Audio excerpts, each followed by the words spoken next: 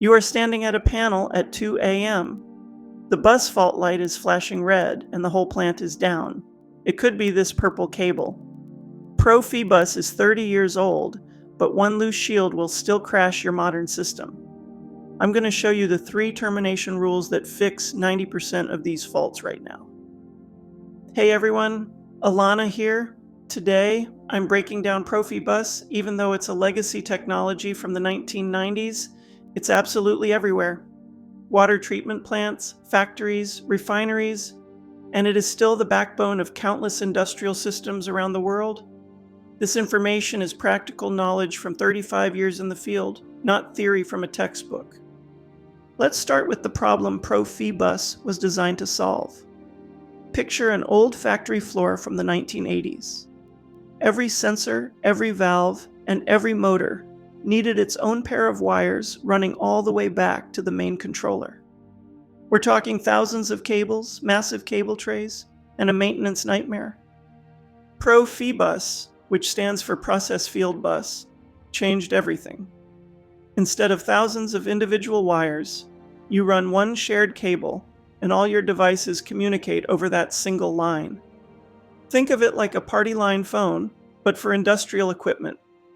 PROFIBUS uses what's called a master-slave architecture, and understanding this structure is absolutely critical. The master, usually your PLC, is like a teacher calling on students. It's the only device that can start a conversation. It goes down the line. Pump 1, what's your status? Pump 1 answers. Valve 3, open to 50%. Valve 3 obeys. The slaves, your sensors, drives, and valves, only speak when spoken to. They never initiate communication. This organized approach is why PROFIBUS is so reliable. No devices shouting over each other, no communication chaos, just clean, predictable data exchange. Now, PROFIBUS comes in 2 main flavors, and you need to know which one you're dealing with. PROFIBUS DP, Decentralized Periphery, is your high-speed workhorse. It's what you'll find in factories, handling discrete automation. Fast data transmission, up to 12 megabits per second. The cable is typically purple, and it's all about speed. PROFIBUS PA, Process Automation, is the specialized variant. It runs slower at a fixed 31.25 kilobits per second, but it offers 2 killer features. First, it can power your field devices right over the data cable. Second, it's intrinsically safe, meaning you can use it in hazardous areas where explosive gases might be present. Cut a PA cable in a refinery and it won't spark. That's huge for process industries.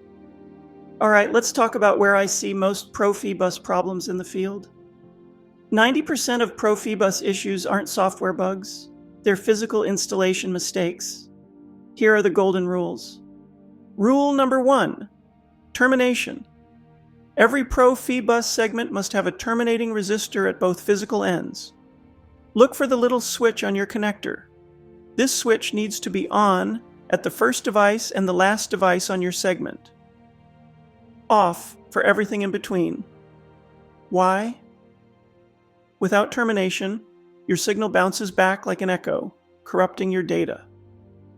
This is the first thing I check when troubleshooting a flaky network. Rule number 2, keep power and data separated.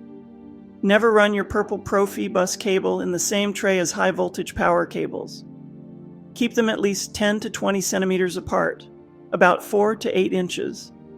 Big power cables create electromagnetic interference that'll cause random communication faults, especially when motors start up.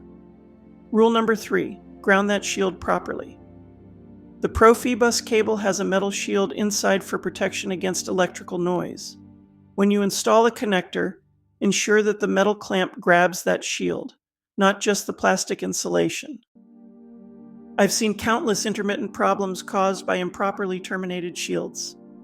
Here's a quick troubleshooting tip. If you encounter communication issues, please check the status LEDs on your devices. SF, which stands for system fault, usually indicates a hardware problem, while BF, or bus fault, refers to the communication light. If it's flashing red, the device itself is probably fine, but the master can't find it. check your addressing and physical connections first. And here's an old school trick. With power off, use a multimeter to measure resistance between your A and B data wires. You should see around 110 ohms if both terminators are on and the cable is intact. So why is PROFIBUS still everywhere in 2025? Because it's proven, it's reliable, and there are millions of systems already installed.